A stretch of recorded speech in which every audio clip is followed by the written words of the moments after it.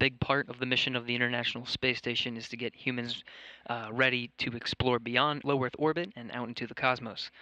When that happens, those future explorers and their support teams on Earth will have a communication issue to deal with because of the great distances between Earth and Mars, or to an asteroid. Communications won't be instantaneous as they are now. They'll have a delay of seconds or even several minutes before the signal is sent from Earth, reaches its destination, then those signals have to come back. NASA teams have been working on this issue, and one of the proposed solutions is being tested on the space station this week. NASA commentator Lori Meggs is at the Payload Operations Integration Center in Huntsville, Alabama, where they are closely monitoring these operations. Lori. Autonomous Mission Operations Express 2.0 is currently being tested on the space station. Angie Haddock is the lead for the AMO operations here at Marshall. And Angie, first of all, let's talk about how we're using the space station to test communications between Earth and Mars.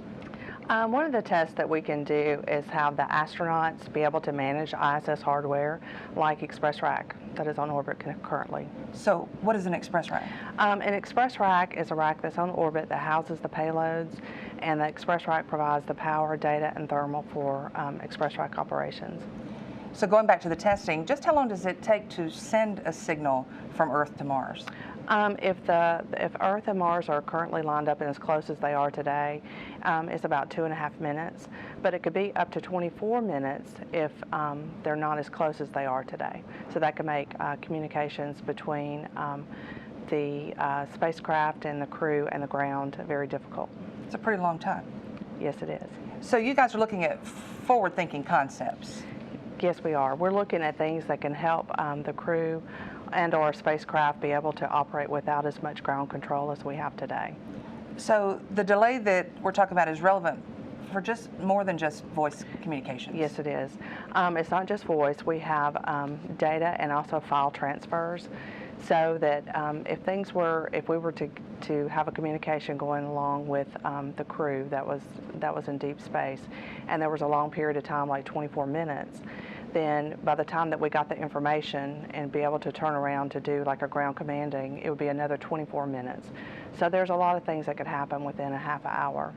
You guys are looking to fix that. Tell me about some of the previous work we've done to look at these communications issues. Yes, some of the things that we've done here on the ground is that we've had like doing robotic things out in the Arizona desert, as well as having the aquanauts live in underwater habitats.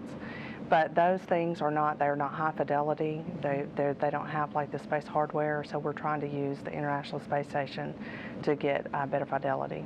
So what types of things are the crew commanding? I mean, what do they command? It's just a single button, right? Yes, that we have tried to automate, where it's just like everything is automated for the crew, for them to be able to use in deep space missions.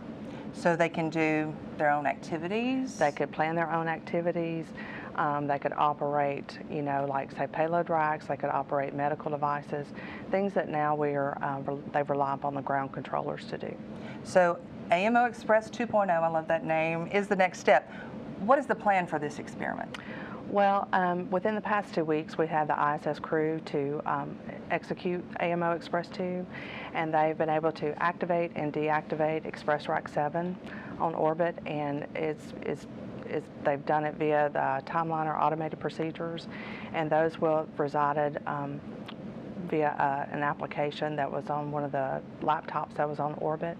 So they were able just to do just a single button function, and it executed like all of the commanding for deactivation and activation of Express Rack.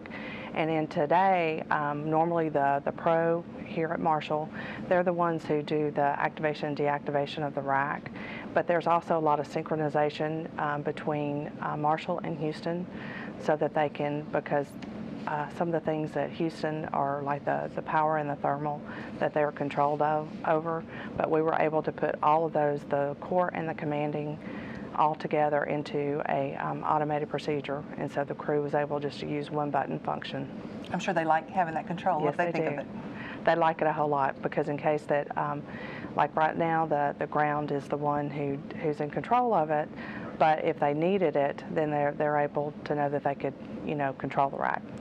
And so where do you see this going? What's the next step and areas we need to look at for future communication delays? Well, we're looking at we're collaborating between Marshall, JSC, and Ames, academia, and other commercial businesses. We're looking at trying to develop different operations concepts of trying to do demonstrations on board the ISS, things that will help the crew for deep space missions not to have to rely on the ground controllers as they do today. So we've already had a few runs. So far, so good, all right? Yes, they've all been successful, and we've been very pleased with the success that we've had. And we've got another run that will occur next week. All right, good luck with that. A lot of work ahead, Angie. Thank you so much for joining us. That will do it for us from the Payload Operations Integration Center. Now back to you at Mission Control in Houston.